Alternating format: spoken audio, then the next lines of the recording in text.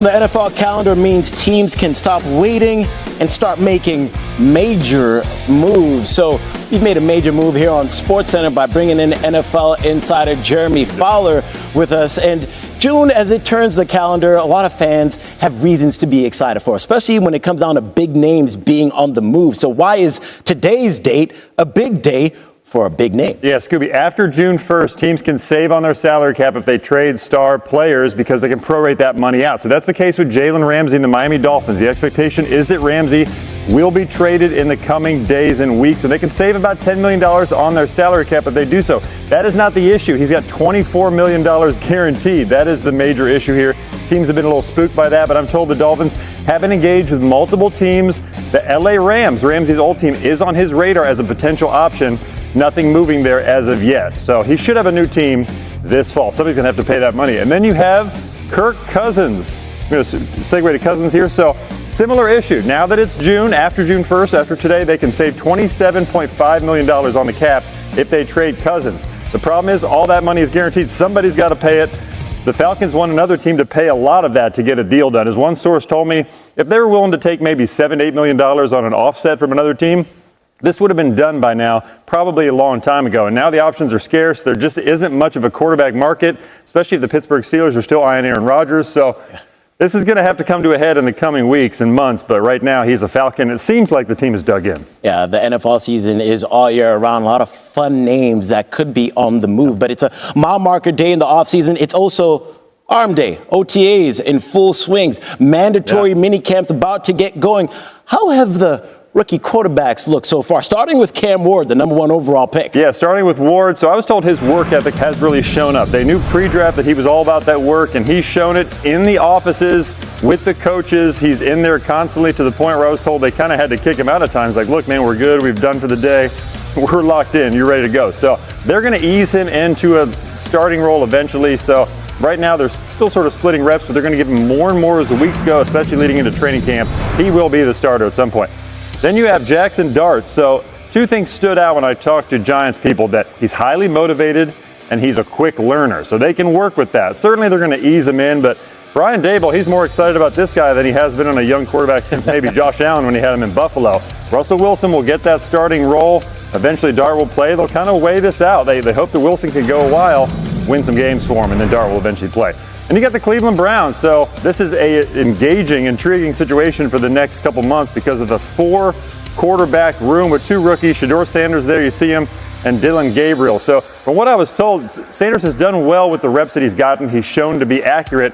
The problem is he hasn't gotten a lot of reps because they got Kenny Pickett, they got Joe Flacco. Yeah. Both those quarterbacks were splitting reps this week, first team reps. So you got Gabriel and Sanders just trying to get whatever scraps they can. But Kevin Stefanski is going to try to spread out those reps in the coming weeks, give them some options to get more of a real look. Yeah, Browns open the season hosting the Bengals on September 7th. Thanks, Jeremy. Thank you. Let's go to the NFL. Senior NFL writer Jeremy Fowler is here for his Fowler's 5. Normally this is when we do the Fowler Files, but we're switching things up with the Fowler's 5 today, where we're going to run through some headlines, 5 specifically, that Jeremy Fowler is going to fill us in on where exactly we're at. We're going to use this touchscreen, so everyone buckle up. Swiping. Here we go. We're swiping. And see, that's why I said buckle up. We're going to start with Aaron Rodgers. June 1st is tomorrow, I think. What's the holdup here? Well, the holdup is the Steelers are just kind of hanging here, Shay. When I check with people with the team, they continue to say they've had contact with Aaron Rodgers. They've remained optimistic, but nothing has gotten this to the finish line yet. We always knew with his first foray into free agency in his 20-year career, this was all going to be very unpredictable. So right now the Steelers are working with Mason Rudolph and rookie Will Howard in OTAs. The hope would be that around May 10th through 12th, when they hit the field for mandatory minicamp, that Rodgers would be there. Right now, they're simply waiting. Yeah, that makes sense. You know, like I said, I think tomorrow is June 1st. Okay, where am I? Where's my brain? You're good so far. Another AFC North team with things to do is obviously the Bengals. Trey Hendrickson looking to get paid. What do you know about him? Well, he had said he plans to miss games if he doesn't get his contract. I've checked with sources close to Hendrickson. They believe that he is dug in here, that he could very well do that. He's made a lot of money.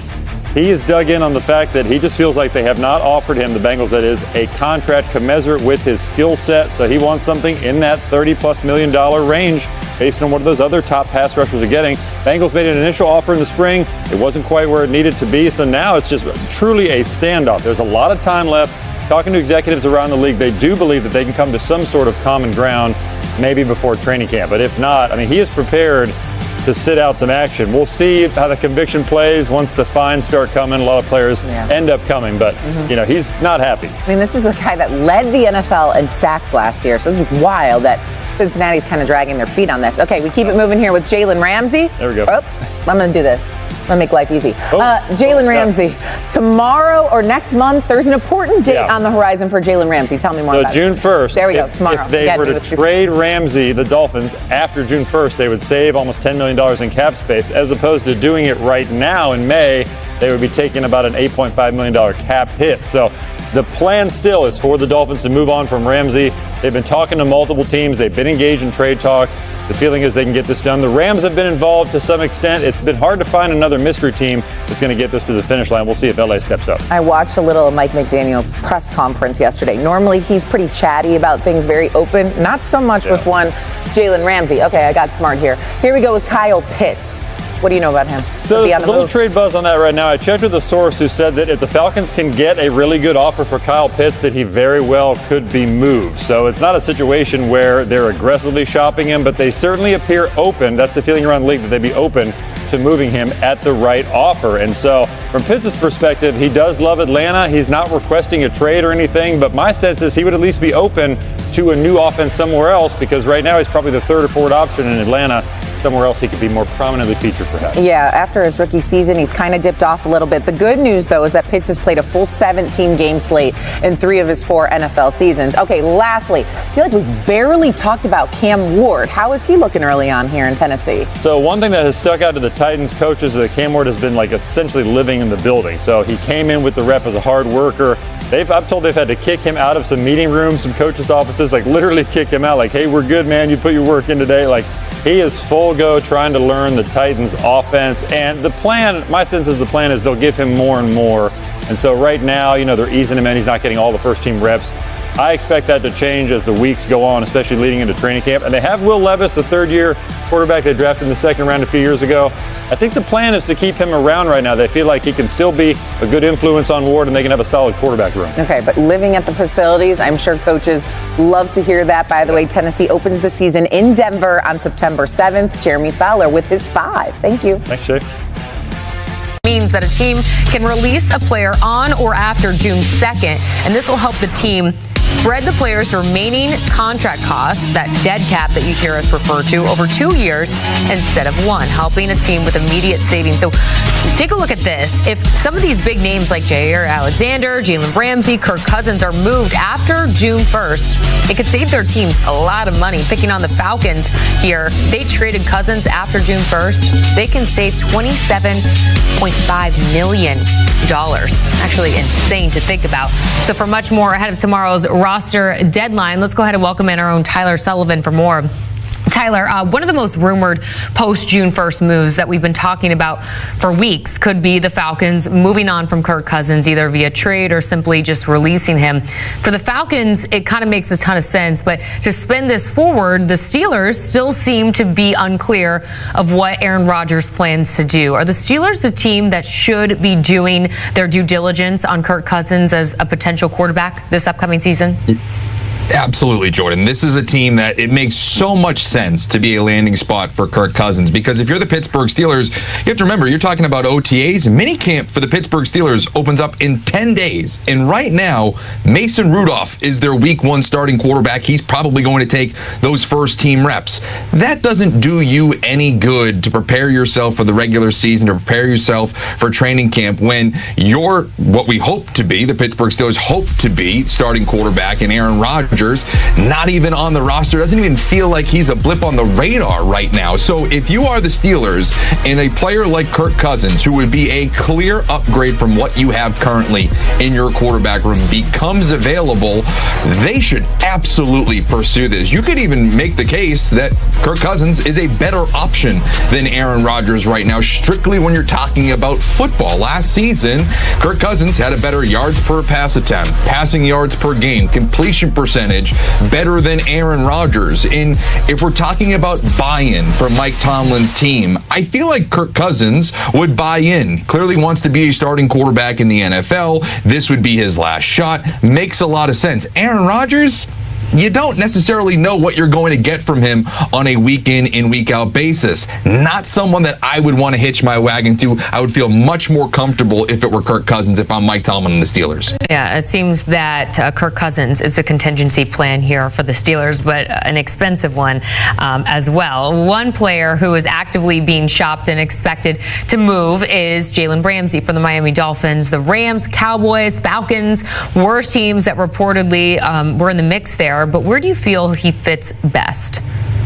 Yeah, I'll give you two teams because one, I just really like it, but it doesn't really make a lot of sense. The other one makes a ton of sense. The first one is the Washington Commanders. That team, to me, has loaded up all offseason. They bring in Laramie Tunsil on the offensive line. They bring in Deebo Samuel. Let's help out the defense a little bit more, especially when you're in a division where you're going up against a ton of receiver duos, whether it's George Pickens and CeeDee Lamb, A.J. Brown, Devontae Smith. Adding a guy like Jalen Ramsey to that secondary would push you even further to get over the hump. And again, you have your quarterback on a rookie deal in Jaden Daniels, which can allow you a little bit more flexibility. Now, the reason why I don't think that one's realistic is because the Commanders really don't have a lot of assets. They have 5 first-round picks next season, the majority of them on day 3, so I don't really see an avenue for a trade like that to go down. The team that I think makes a world of sense is the Cincinnati Bengals. That team, to me, clearly needs an upgrade defensively. Of course, the offseason storylines were that they were able to retain Jamar Chase and T. Higgins to massive extensions. But what was the reason they missed the playoffs last year? It was a poor start, poor play on the defensive side of the ball. They surrendered the 4th most passing touchdowns during the regular season a year ago. They need to really revamp this defense. We don't know the status of Trey Hendrickson, but again, if you want to fix that secondary, Jalen Ramsey could be an option. All right, we'll see where he ends up. I do love that you brought up the Washington Commanders there, but unfortunately seems like a little bit of a pipe dream for that to come to fruition. Another player who could be on the move, Packers cornerback, I mentioned him, Jair Alexander. He was reportedly in discussions with Green Bay to renegotiate his deal, but given his history, do you see a world where the Packers move on here? Yeah, I don't. I think the further this goes along, the more likely it is he stays with the Green Bay Packers. There was a story this week, Xavier McKinney, part of that secondary for Green Bay, talking about how he feels like it's going to be fine. He wants him back in Green Bay. Obviously, he's got to let the situation play out. But overall, hopes that he has his running mate in the secondary back. They were able to bring in Nate Hobbs in free agency, so they have pieces there if they were to lose Jair Alexander.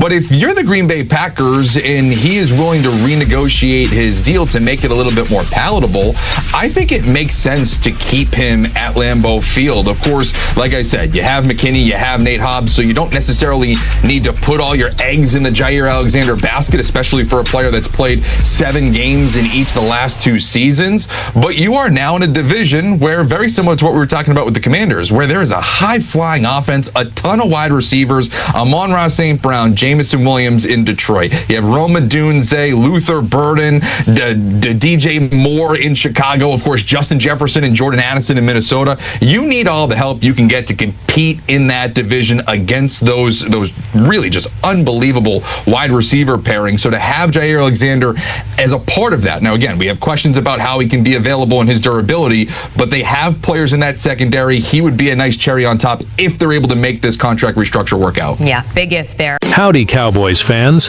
Picture this. Nick Chubb, that bulldozer from Georgia, sporting the star and plowing through defenses at AT&T Stadium. Sounds like a dream, don't it? Well, hold on to your Stetsons, because this offseason, the rumors are flying, and it might just happen. Chubb's been dropping workout videos that'll make your jaw hit the floor, and even Chad Ochocinco's hollering about it. But with our backfield already stacked, is this the move that takes us to the promised land? Or is it fix and toe?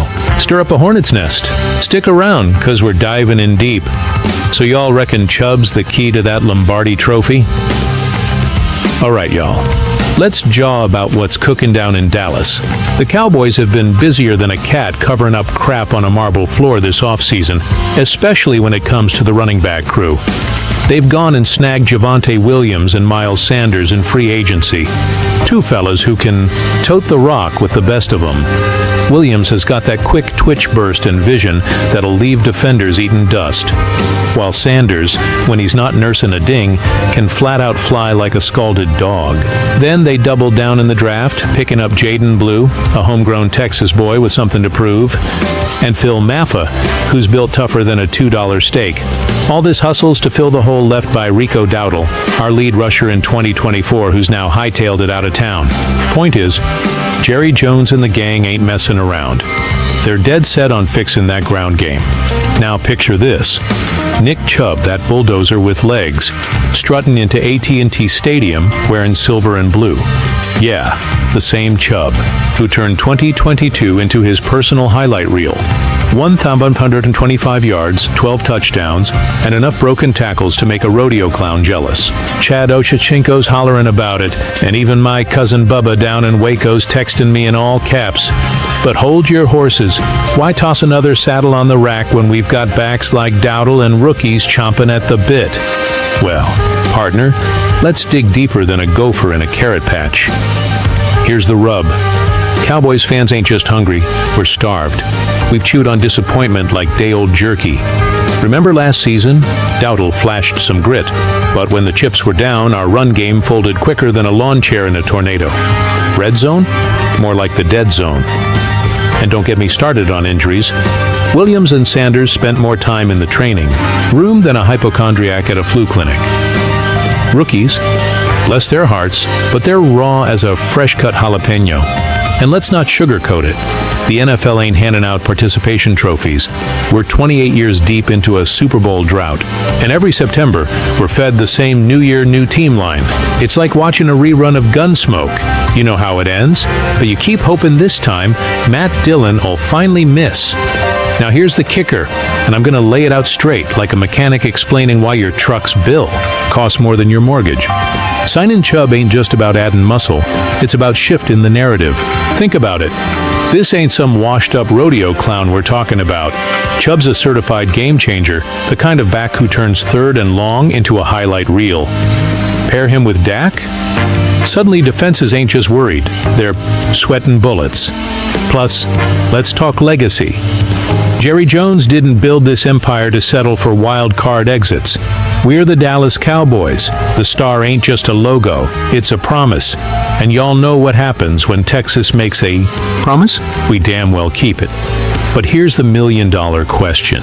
What's it gonna take for us to stop being the league's favorite what-if story? Are we gonna keep nibbling at the edges? Or are we gonna grab the bull by the horns and make this our year? Chubb's got the grit, the grind, and the guts, but he ain't fixing this alone. It's on the front office, the coaches, and every single fan wearing that star. So tell me, partner, when you close your eyes and picture December football, do you see another collapse? Or do you see Chubb plowing through the line like a freight train, carrying the hopes of every Texan who's ever yelled, "How about them Cowboys?" Y'all reckon this is the move that'll finally turn the tide, or are we just chasing another mirage in the desert? Let's hear it. Drop your thoughts below, and let's hash this out like proper Texas-sized football fanatics. Hey, if y'all are digging this rundown on Chubb and the Cowboys, hit that subscribe button faster than you can say, "How about them Cowboys?" We're spilling all the tea this offseason, so tell me, Chubb worth the gamble or too risky? Drop a comment. Let's hash it out. So where's the fix? Enter Nick Chubb, y'all. This ain't just some run-of-the-mill back. He's a bona fide stud when he's firing on all cylinders. Back in 22, he was a one-man wrecking crew, bulldozing through tacklers with power, zipping past them with speed, and sniffing out holes like a coonhound on a scent. He's a workhorse, too. Give him 20-25 carries, and he won't even blink. Now, picture him teaming up with Williams and Sanders. That's a three-headed monster that'd have defensive coordinators sweating bullets. Chubb could be the steady hand we need, the guy who punches it in from the 5-yard line and keeps the chains moving. He's even got soft hands and can block like a brick wall, so he's more than just a runner. He's a Swiss Army knife. If he's back to that 2022 form, it's like slapping a turbocharger on our offense, taking some heat off Dak Prescott and letting CeeDee Lamb eat downfield. Now, I ain't saying it's all roses and rainbows. Chubb's been banged up something fierce these past 2 years. Only played 10 games total since that monster 22 season. Injuries are the fly in the ointment here, no two ways about it. And with our backfield already crowded, add in him could be like herding cats. Who's getting the ball? And how do you keep the peace? Plus, he's 28 now, and them legs don't stay young forever. But here's the flip side. When he's right, he's worth his weight in gold. And in this league, you don't win big without rolling the dice sometimes. Let's dig a little deeper, because I know y'all want the meat and potatoes. How's Chubb gonna mesh with Mike McCarthy's game plan? McCarthy's all about pounding the rock to set up the pass. Classic West Coast style. With Dak slinging it, CD stretching the field, and an O-line that's still tougher than nails Chubb could feast. Defenses would have to stack the box, which opens up play action and big plays down the seam. And get this. In 22, Chubb's Browns had a top 10 rush attack, and it made their whole offense hum. Bring that to Dallas, and we're talking a unit that controls the clock, wears out D-lines, and keeps our defense fresh. Oh, and he's a pass catcher too. Nearly 300 receiving yards that year. That's a weapon Dak could use on third downs or check downs when the pocket gets hot. Chubb's got the grit of a Texas Longhorn, quiet, but lethal. Think Emmitt Smith's ghost wearing shoulder pads. He ain't the type to yap. He's the type to act. Now imagine him mentoring rookies like Blue and Maffa, showing them how to grind like their boots are on fire. And let me tell you, if he busts loose for a 40-yard dash in that iconic Dallas silver and blue, the crowd would roar louder than a Friday night high school stadium. But here's the kicker. This ain't just about touchdowns. It's about sending a message to Philly, to the league, to ourselves, that we're done nibbling at the edges. We're going all in, like a poker game at Billy Bob's. Now let's get down to brass tacks. Money talks, and Chubb's price tag ain't cheap. We got holes to patch, like that secondary tighter than a new pair of boots. But here's the thing. Cowboys news today ain't just gossip. It's a crossroads. Other teams, Ravens, Bengals, you name it, are circling like vultures. Wait too long, and we're left with regrets thicker than molasses in January. Jerry's got to ask, do we want to be remembered for playing it safe or for chasing glory like our 90s legends? Here's the gut punch truth y'all ain't hearing elsewhere. Signing Chubb ain't just about stats, it's about identity.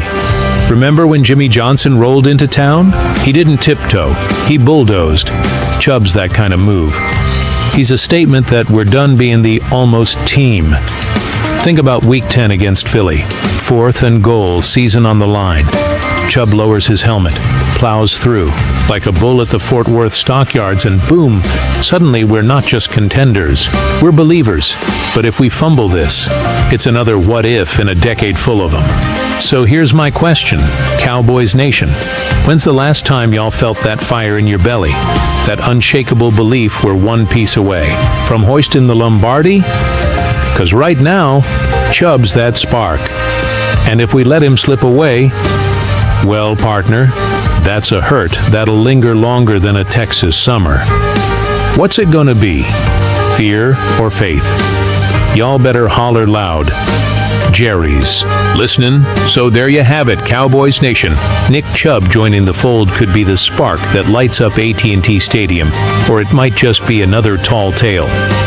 Either way, this offseason's got more twists than a rattlesnake in a tumbleweed.